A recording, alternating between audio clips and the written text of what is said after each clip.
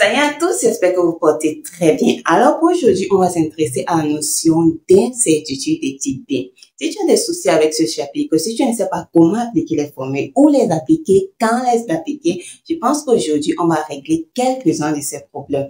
Mais si tu as besoin d'exercices supplémentaires dans ce sens, mais pas que sur ces notions, je t'invite sur notre application Ton Max Exam qui t'aidera dans l'exercice des rappels des cours et bien sûr des corrections. Alors, sans tarder, voyons aujourd'hui qu'est-ce qu'on va prendre. Alors, notre exercice nous dit ceci. Je veux déterminer l'incertitude absolue élargie pour un niveau de confiance de 95%. Puis, je vais écrire le résultat de la mesure effectuée dans chacun des cas suivants. Très bien. Commençons déjà par comprendre. Qu'est-ce qu'il m'a dit? Je veux déterminer déjà l'incertitude absolue élargie. Or, si je te dis l'incertitude absolue élargie d'une grandeur physique que j'appelle par exemple X, ça serait tout simplement que delta X, ça serait K qui serait quoi? Le facteur d'élargissement. Or, pour un niveau de 95%, on nous a dit que K prend la valeur tout simplement de 2. Donc, ça serait K fois l'incertitude type de X. Et bien sûr, dans notre cas de figure, c'est-à-dire dans cet exercice, K égale à 2. Très bien. Maintenant, à part ça, qu'est-ce qu'ils t'ont dit d'autre? Ils t'ont dit que donne-moi également le résultat des mesures. C'est dire quoi? Supposons par exemple que je mesure un morceau de viande. Donc, je prends la viande, je mesure, je trouve par exemple, disons, 1,5 kg. Et bien sûr, son incertitude absolue, c'est-à-dire delta M, c'est par exemple 0,1 kg. Première des choses à toujours se rappeler, l'incertitude et la grandeur physique ont la même unité. Donc, ça serait dire quoi? Mon résultat des mesures serait que ceci, je vais l'écrire comme 1,5 plus ou moins 0,1 kg. Donc, c'est donc des choses à se rappeler, c'est que si tu as une grandeur X et que tu écris cette grandeur, donner le résultat de la mesure, en fait, ça serait dire quoi? X, la valeur de la grandeur, plus ou moins l'incertitude, et à la fin, tu mets bien sûr l'unité, à ne pas oublier le kilogramme. Qu'est-ce que ça veut concrètement en fait dire? Ça veut dire que lorsque j'ai une incertitude de 0,1, ça veut dire que le morceau de viande sera en fait compris, sa valeur vraie est compris entre 1,4, c'est-à-dire 1,5 moins l'incertitude, le moins qui est ici en bas, ou alors 1,6. Donc, la valeur vraie est dans cet intervalle-ci et c'est souvent ce qu'on appelle l'intervalle de confiance. Très bien. Maintenant, passons aux différents cas. Pour le premier cas de figure, c'est un voltmètre digital qui nous intéresse et on dit la lecture de la tension U, c'est 5,951 volts. Et on nous dit la précision constructeur, c'est 2% lecture plus 3 digits. Très bien, commençons par notre voltmètre digital. Qu'est-ce qu'on me donne? On m'a donné la précision. Or, qu'est-ce qu'on t'a dit? On t'a dit que si tu as la précision d'un instrument et que tu veux connaître son incertitude de type, n'oublions pas, mon but, c'est de connaître, de pouvoir écrire ceci, de pouvoir écrire le résultat de la mesure. Et j'ai besoin de quoi? J'ai besoin de ceci. Le Newton nous a déjà donné, c'est U5, ceci. Maintenant, j'ai besoin de ça. Or, si on a besoin de ça, on a besoin de l'incertitude type. Maintenant, comme c'est la précision qu'on m'a donnée, ça veut dire que mon incertitude de type, ça serait tout simplement dire que U de X, c'est la précision sur racine de 3. Maintenant que tu connais la formule, qu'est-ce qu'ils t'ont donné vraiment? Ils ont dit 2% lecture plus 3 digits. Première des choses à remarquer, tu auras deux types d'incertitude de type ici. C'est dit quoi? C'est dit tout simplement que tu auras l'incertitude due à la lecture et tu auras l'incertitude due au digit. Maintenant, prenons par exemple que E1, ça sera l'incertitude due à la lecture. U1, ça se dit quoi? Ils te disent que la précision, c'est 2% lecture. Ça veut dire que comme la formule dit précision sur racine de 3, je mets juste mon racine de 3 ici. Précision, il me dit 2% lecture, c'est-à-dire 2 divisé par 100 de quoi?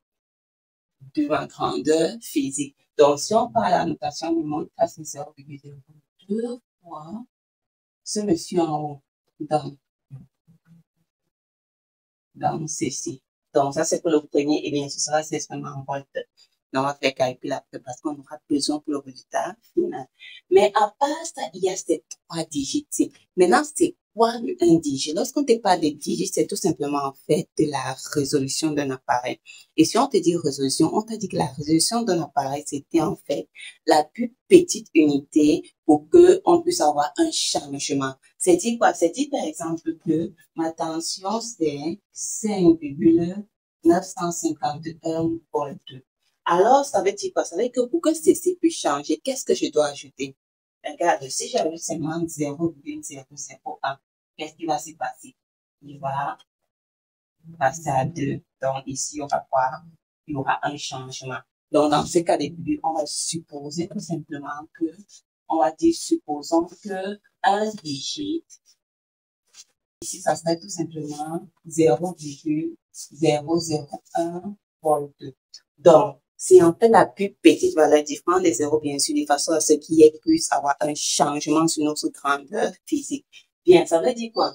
Jusqu'ici, il faut maintenant calculer un certificat type au digit. Comme je sais déjà que un digit c'est 0,01, on m'a dit qu'on a 3 digits. Et ça, c'est la précision, n'oubliez pas. Ça veut dire que notre incertitude 2 dû au digit, ça serait tout simplement égal à 3 fois ceci. Donc, allons directement sur 0,03 sur la somme de 3. Et bien sûr, ça s'exprime également en volts.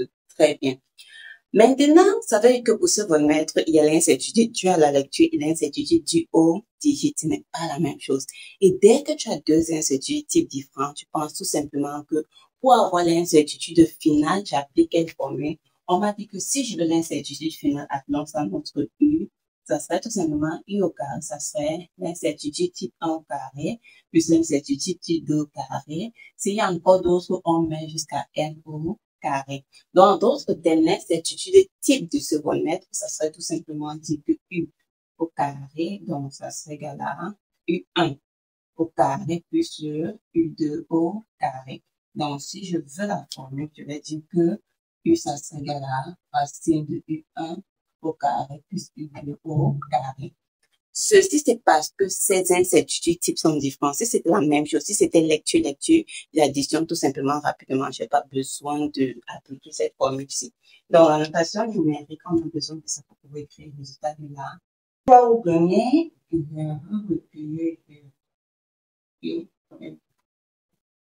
dans 6, donc 6, 8, 7, 3, 8, bien. Maintenant, ça, c'est l'incertitude type. C'est dit quoi? C'est dit que ça s'exprime en volt. Donc, comme ce qui m'intéresse, c'est quoi? C'est l'incertitude absolue. Maintenant, ça serait ceci fois 2. Donc, on va conclure dans ce premier cas de que l'incertitude absolue du voltmètre multiplié tout simplement ceci par 2, ça va me faire 0,374 volts. Très bien. Voici la première information que on a obtenu, c'est-à-dire j'ai trouvé son incertitude absolue élargie. Maintenant, pour donner le résultat de la mesure, on va se rappeler de certaines règles qu'on a dit à propos des chiffres significatifs. Parce que la première des choses à savoir, lorsque tu veux donner le résultat de la mesure, c'est de savoir que ton incertitude aura un ou deux, c'est-à-dire au plus, c'est-à-dire l'incertitude, c'est à un ou deux chiffres significatifs. Bien, lorsqu'on dit un ou deux chiffres significatifs, donc généralement, un est plus apprécié.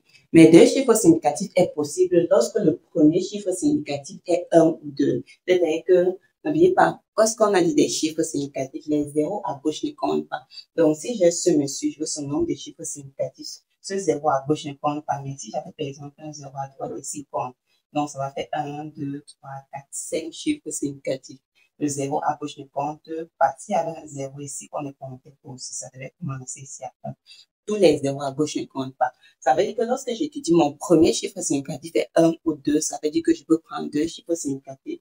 Comme ici c'est 1, ça veut dire que je peux prendre en fait mon incertitude à deux chiffres significatifs ou à un chiffre significatif.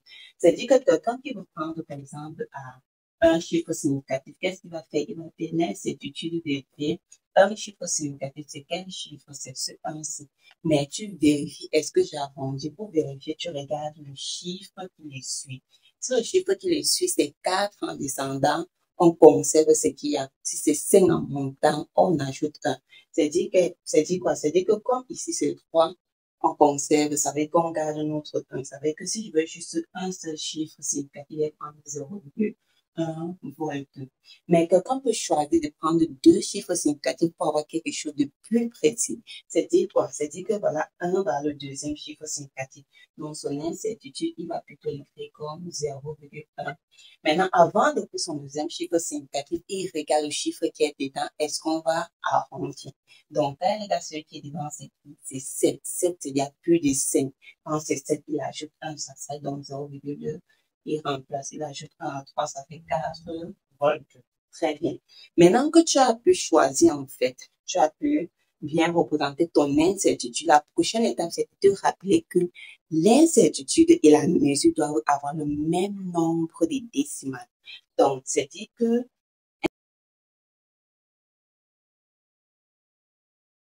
très bien, même nombre de décimales, mais c'est déjà pour en fait les décimales. On a dit supprimer les décimales, sont fait tous ces chiffres qui viennent après la virgule. C'est-à-dire quoi? C'est-à-dire que ce monsieur a 1, 2, 3, 4 décimales. Celui-ci a 1, 2, 3 décimales. Ce sont les chiffres qui viennent après la virgule. Regardez la différence.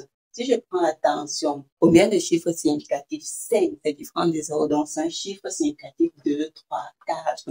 J'ai 4 chiffres significatifs. Maintenant, si je veux le nombre de décimales, combien de chiffres après la virgule? J'ai 1, 2, 3. J'ai 3 chiffres après la virgule. Maintenant, comme l'incertitude et ta grandeur physique doivent avoir le même nombre de décimales, c'est-à-dire que si quelqu'un après, il a décidé de prendre en fait son incertitude juste avec un chiffre significatif, ça veut dire quoi? Un décimal, ça veut dire que la grandeur physique également doit avoir un décimal. Et là également, tu t'assures d'arrondir. C'est-à-dire quoi? C'est-à-dire que voici la conclusion pour le premier cas du polymère, que soit quelqu'un écrit que la tension, pardon, est égale à, donc ici, on a arrondi un décimal vers son décimal. Maintenant, je regarde qu'est-ce qui est devant le 9, c'est 5. Ça veut dire qu'il faut que j'ajoute 1. Et quand j'ajoute 1, c'est devient 10 et ça passe de ce côté. Donc, soit tu m'écris 6,0 plus ou moins 0,1 volt. On a un décimal chacun. On a un décimal, un chiffre après la virgule. Maintenant, si toi, tu voulais quelque chose de plus précis, ce qui est possible parce que le premier chiffre ici, c'était 1. 1 ou 2, on peut partir à 2 chiffres significatifs. N'oubliez pas, si c'est 3, on ne part pas. On s'arrête juste à un chiffre significatif, 0,3 ou 0,4, si ce qui est dedans est un 5 en montant. Maintenant, donc, c'est dit quoi? C'est dit tout simplement que s'il prend 2, c'est dit que notre condition, ça serait quoi? Un chiffre, le deuxième. Maintenant, qu'est-ce qui est devant 5? C'est 1. C'est inférieur à 4. Donc, c'est vrai qu'on conserve ce qui est là. Donc, ça serait 5,95 plus ou moins 0,14 volts. On va les deux résultats possibles lorsqu'il s'agit, en fait, de la tension de notre polymère.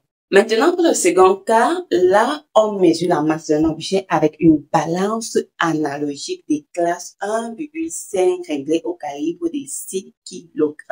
Très bien. Alors, je mesure la masse. Je veux en fait le résultat de la mesure. Qu'est-ce qu'on m'a dit sur ça? On m'a dit tout simplement que si tu as calibre et si tu as tout simplement la classe, c'est de rappeler que l'incertitude absolue, c'est-à-dire notre détail, ce qu'on cherche, ça sera en fait la classe fois le calibre sur 100. Donc ici, on ne multiplie pas par 4, n'oubliez pas, ça demande directement l'incertitude absolue. Parce que là, c'est déjà maximal. En fait, tu ne multiplies pas par le facteur d'élargissement. Bien, ça veut dire quoi? Ça veut dire qu'appliquer ceci, ça veut dire que moi, l'incertitude de la masse, ça serait calibre 1,5 par 6 sur 100. Donc, c'est du 1, ça c'est 30. Ça veut dire 0, on retient 3, et ça c'est plus 3, ça fait 9. Donc, on met la virgule. Donc, ça va faire 0,09 kg. Très bien. Donc, voici déjà l'incertitude de notre masse. Donc, n'oubliez pas ici, on prend juste un chiffre, donc c'est bon. On n'a pas besoin, devant ces zéros, donc l'incertitude, on prend exactement 2 décimales et l'incertitude a un chiffre significatif. Maintenant, parce que les zéros à gauche, on ne les compte pas. Maintenant, comme on ne t'a pas donné la masse, ça serait dit tout simplement qu'on compute la masse, ça serait la masse qui nous donne plus ou moins le 0,09 kg.